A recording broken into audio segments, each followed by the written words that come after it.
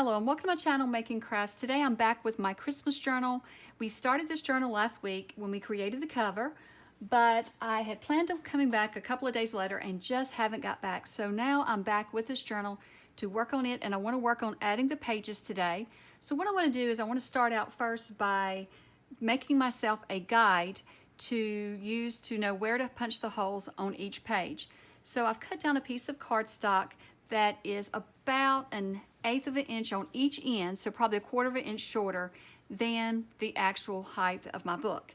And I'm not going to give measurements because your book will be a different size than mine, since we're just using books, repurposing old books, or we're altering books from the Dollar Tree or wherever you got your book from. Your book is probably going to be a little bit different than mine. So you'll just do the basic process, but just different heights and widths. So once I have my holes traced, I'm just going to go through and punch them, and then I need to decide how wide I want my guide to be, because I don't need both of these holes on my guide. I only need the top and bottom hole, not the two side holes. So once I punch the holes, I want to make sure that they're lining up perfectly so that when I'm adding the paper to my journal, it's going to work and not be wonky or be in a bind or anything. And so once I make sure that it's going to work, now I'm just going to trim my guide down. So I'm cutting the extra holes that I traced out. I'm just cutting those off, and then I'm going to take a look at it and decide how wide I want my paper to be from the edge of the paper to the holes. And so this will make more sense as we go along creating the pages. You'll see what I mean. But I'm just trying to decide, and you'll have to decide for yourself how wide you want that. But for myself, I've decided to trim it down to around 1/4 of an inch.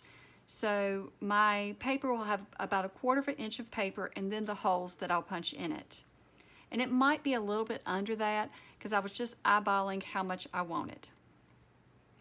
So now that I have my guide made, I'm just going to add it to my binder, to my binding rings, and make sure that it seems to fit and that the holes don't seem, to be tight or bound up, and that everything is lining up correctly.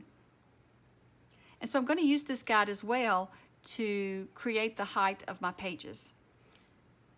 So once I see that it fits, I'm just going to label the top of my guide. So I labeled it top so I'll know which one goes in the top of the journal.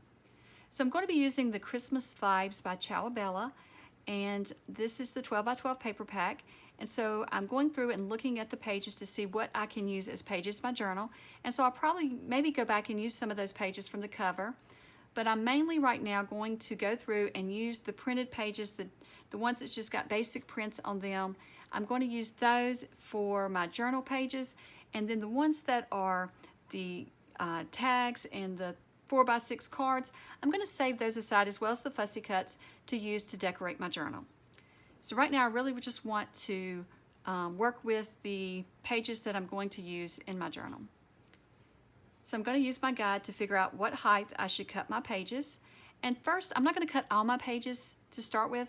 I just want to cut one page out and see that I have the sizes correctly. And then I'll write the sizes out on my guide so that I'll know what to cut each page, or what size each page needs to be. So I'm going to start out with this piece of 12 by 12 that you see. And so I'm going to cut it. You can see I'm measuring my book cover, and then I'm also remembering the 1/4 of an inch that's going to be past the hole. So I'm going to start out by cutting my pages at 5 3/4. And I'll go from there to see how they fit in the book. So I've cut my paper down to 5 3/4, and now I'm just going to use my guide, and putting the word top at the top is helpful so that you do put it on your page correctly. So now I'm just going to trace the holes and punch them, and we'll try this one sheet in my journal to be certain that it's going to not hang over too far out of the journal. So you'll see now it does look a little too wide. So I'm just going to go back and cut just a little off. So I've cut just a little bit off, and now I'm adding it to my journal. So I've cut it down to about about 5 3/4, maybe 5 3/4, 5 1/2. I've forgotten, but it looks like it fits just perfectly in my journal. But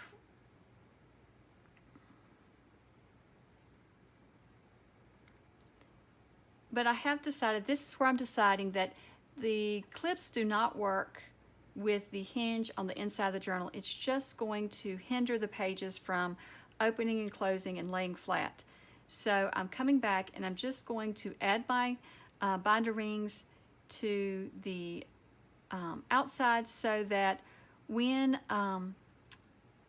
they're in, the hinge that's on the ring will be on the outside of the journal. And the way to do this is to slide both ends in, let them overlap, and then once they're in, you can snap them together. And then you'll see there that you just have a very small amount sticking out of your journal cover. So I'm doing it again. I'm just putting both ends into the holes, and then I will overlap them over each other so that they fit in there. So I'm just squeezing them and overlapping them, and then I'll open them back up and close them, and you'll see that you have just a small amount on the outside. So now I'm going to try my page out again to see how it fits. I want to make sure that when I close my journal that my pages are not going to stick out of my journal. I don't mind when I have lace and things sticking out, but I don't want a lot of pages sticking out. So when the journal's open, this looks like the perfect size. And so I decide I'm going to write the size down on my guide so that I will know what size to cut each page.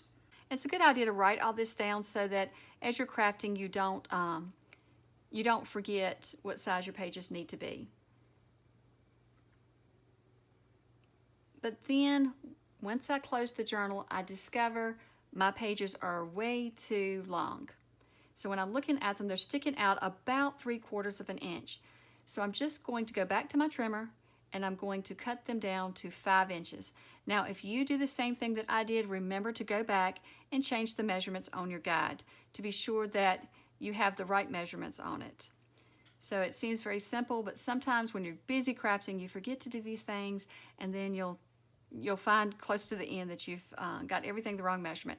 So I've cut them down to 5 by 7 3/8, and I love the size of them now. You can see when you're open, it has a little bit of room left, but that's perfect. So now I'm just going to start cutting down some of my paper to, some of it I'm just going to cut in 5-inch strips, and then I'll cut it down to 7 3/8 in height later. Other sheets of the paper I am going to cut wider, so I'm going to go ahead and cut it at 7 3/8 by 12 inches. And that way I can make some fold outs and some flaps on my pages. So I do a couple of pages at 7 3/8 by 12 so that I can add flaps, and then some of them I'm just cutting down to the 5-inch strips, and then I'll cut them to height when I decide which part of the paper I want to be on my page. So now I'm going to go through and work on my pages that have flaps. So I've put my paper in so that the 12-inch side is to the top, and I'm going to score at 5 inches because that's the width of my paper. So what you want to do is just score at the width of your paper for your first score line, and then I'm going to just fold it over, and I'm going to decide which way I want my flap to go, because you have to think about where the hole is going to go in your page and then decide about your flap.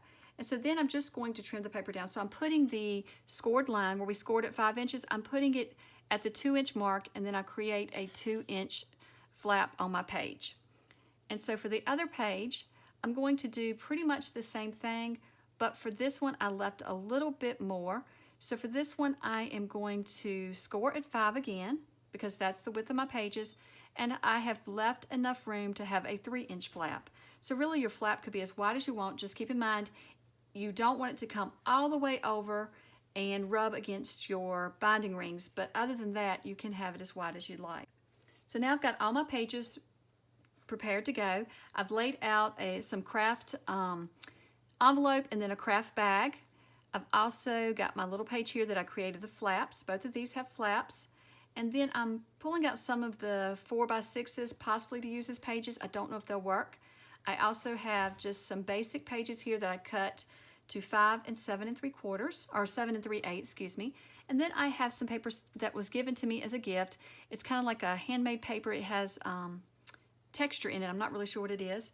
And so then I'm just going to take all of my cardstock paper, because all of it is pretty stiff and about the same texture and easy to put together, and I'm just going to stack it all together so that I'm just going to punch all the holes at one time. Now if you're doing this, look at each piece and make sure that you're lining it up top to bottom like you want it and what you want on the to be punched on that edge.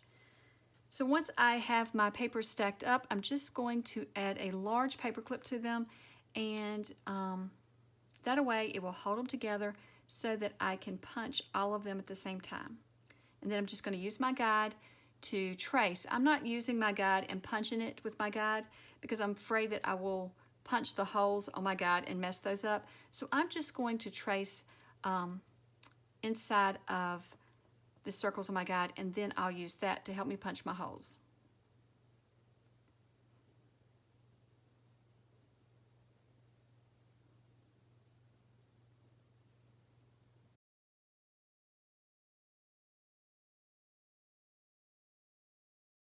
Coming back with my We Are Memory Keepers punch and punching the hole, but you could use a paper punch, any type of punch that you had that would punch a little circle.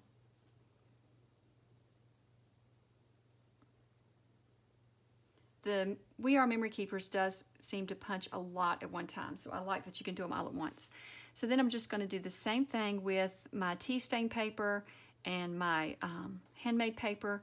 I'm just going to come in and line all those up. Even though some of them are not the exact same size, I'm just going to line them up and punch the hole. And I'm going to hold the envelope and bag to the side, and I'll punch those separately.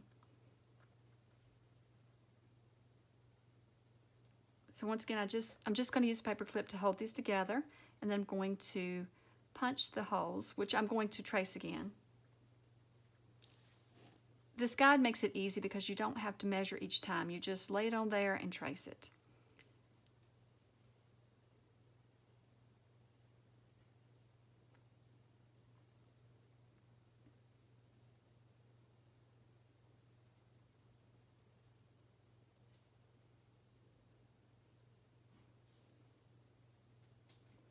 And then for the paper bag, I am just going to decide where I want the holes because I really don't want to punch above the top line of the bag where it opens. I want to be below that line. So I'm just going to trace the holes where I think they'll fit best.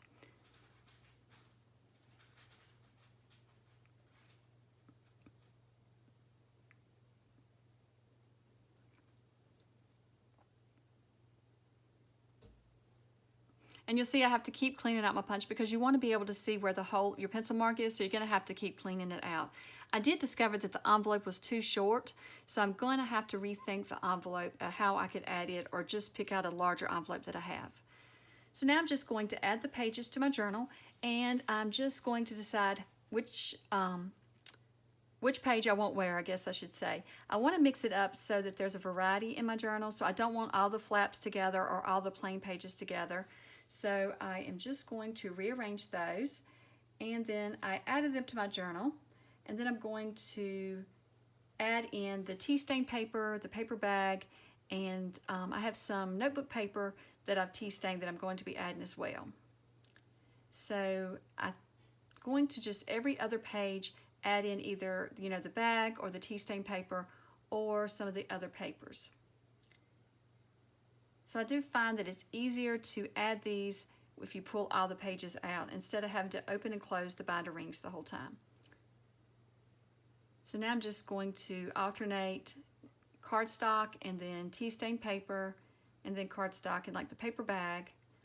And so I just like to mix it up like that so that you have a variety of pages together. And so I will add some of the notebook paper with the tea stain paper and just mix it up a bit. It doesn't have to be perfect. And keep in mind, this one is binder rings, so this is not permanent. You can rearrange these pages as many times as you like. And what I like about this one is that if I find I have extra Christmas pictures, I can always add more pages to add the pictures.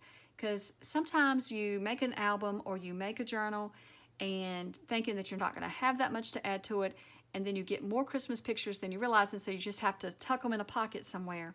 So this way I can add more pages if I find that I need more pages for pictures or for writing or journaling. So it'll be easy to add and take away from this journal if I need to.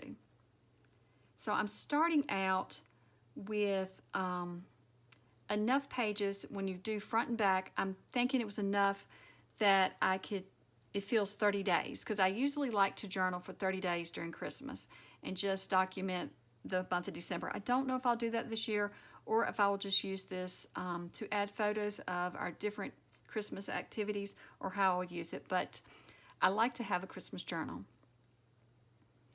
And sometimes I use it for gift ideas, and you could use it also for your Christmas cooking, your menu list, and different activities that you have to take meals to.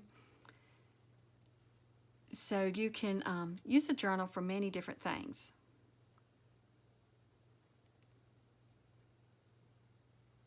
So now that I have all of my pages in, and I really like how these papers look in this journal, I really love how this journal is coming along, I'm now going to start adding some lace and some ruffles to my pages. So I have used some ribbon from the rubber buggy, and I don't know if I mentioned, this is my design team project for the rubber buggy. So the Ciao Bella paper and the ribbon and some of the items that I will list below that's in the rubber buggy shop was sent to me from the rubber buggy. And so I have a video showing you how I made these ruffles, because this is just ribbon from the rubber buggy. It comes flat. I should have showed you in this video, but I did not. But it is just flat ribbon, and then I've made the ruffles in it. So I am going to link below, and I'll try to link in the upper right hand corner here the link to the video where I make the ruffles using the ribbon. And it's just a short video that you can watch and see how I do this. It looks complicated, but it's very simple. And so I do go slow in the video and show you step by step how I create these ruffles. And they're not as hard as they look, but they really do add to your journals, the ruffles in your ribbon, instead of just having flat ribbon. Now this lace is just some lace that I found in my stash. I have no idea where I got it. Someone sent it to me, or I've ordered it. I don't remember. And so this ribbon had like a gathered look to it. And so I kind of like the look of this because it's going to be what you first see when you look at the front of my journal. So I wanted to add the lace first. I always like lace on the edges of my journals. And since this was hardcover, I didn't want to add the lace to the actual journal. So adding it to the first page is going to be perfect. So I'm using Fabri-Tac to add my lace, and I'll be using Fabri-Tac as well to add all the ribbon. And so I'm just gathering this up just a little here because I want it to look gathered all the way up and down the page. And so here you can see I love the lace sticking out of the book, and so I'm going to do the same thing so that the ribbon is sticking out as well. So now I just want to audition my ribbons off to figure out which ribbon's going on which page. And I do want to add some to this flap. I think it would be pretty to add some to the flap. It's just hard deciding which ribbon. So I really love this ribbon from the rubber buggy. I had never ordered this kind before, and it's very silky and thin feeling. And so when I got it, I was a little nervous. Would it ruffle good? Oh my goodness, it ruffled beautifully. It actually makes it look like I'm better at making ruffles than I am, because I love how it looks and how gathered it is, but it was not anything special that I did. It's just that the ribbon lays so well gathered up. So I'm very pleased with how this ribbon turned out.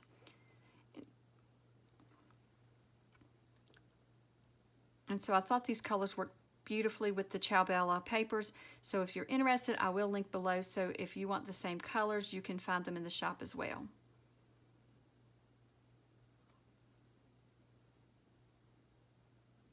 So I'm just trying to decide how much I want the ribbon to stick outside of my book. And so I'm leaving the mistakes in this video so you can see. So I felt like it was sticking out just a little too far. So what I'm going to do is add a little bit more glue, and I'm going to bring it in just a tad bit more so that the edges are not sticking out so far. I don't want them to stick out. I want you to see the ribbon edges, but I really don't want them to be overwhelmingly sticking out. And I'm also making sure that my page will still open up, and it opens just fine with the ribbon on it.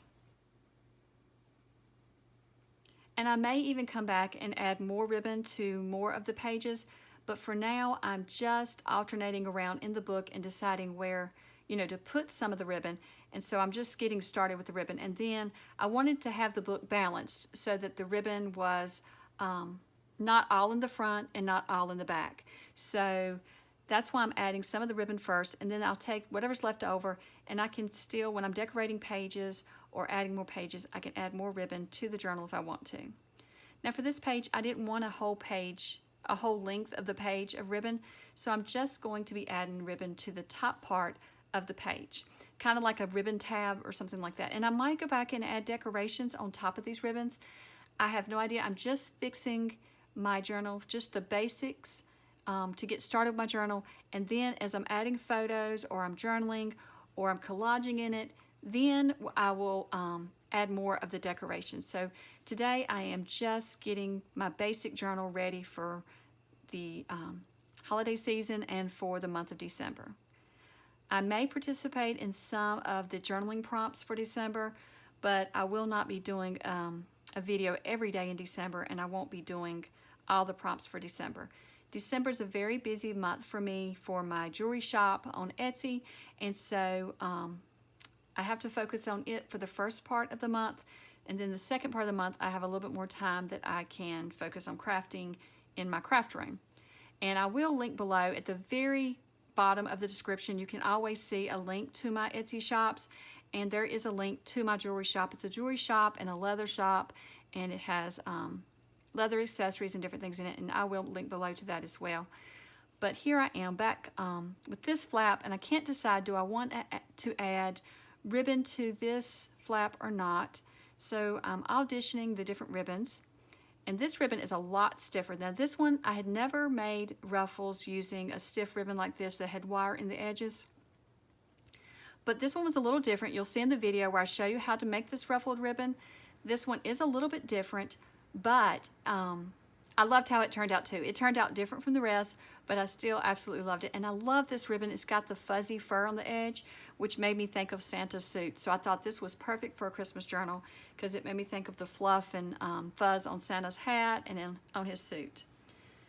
So I'm just going to add this one to the last page in the journal, and then I'm going to check to see if I feel like there's enough ribbon getting started, for my journal. And this one's taking a little bit more. You can see that it's moving, so I'm going to take the page out because this ribbon is really stiff and really firm, which is great. It's a wired ribbon, so I'm just going to have to press it and hold it just a few more minutes for it to take hold, more so than the thinner ribbons. But it still holds just fine. And I love that little fuzz sticking out the edge there. That is so Christmassy to me. So now I'm just going to close up my book and just see, how does it look like it's full enough. And so what I've done is I've decided to come back and add a little bit more ribbon to my pages. So I'm going to figure out which ribbon I want to put on this page. And so when I close the book up, I know I did a little quick and moved on, but what I do when I close my book up is I'm trying to see, is there a spot, in the center, in the back, somewhere that looks like it is missing ribbon.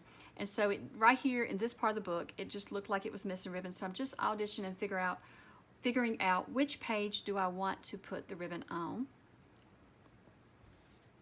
I think the ribbon looks good on any of the pages. I just didn't want to cover up some of the images on the pages, so I was trying to figure out the best way to go about it. So once again, I'm just going to add the ribbon to part of the page and not the whole length of the page.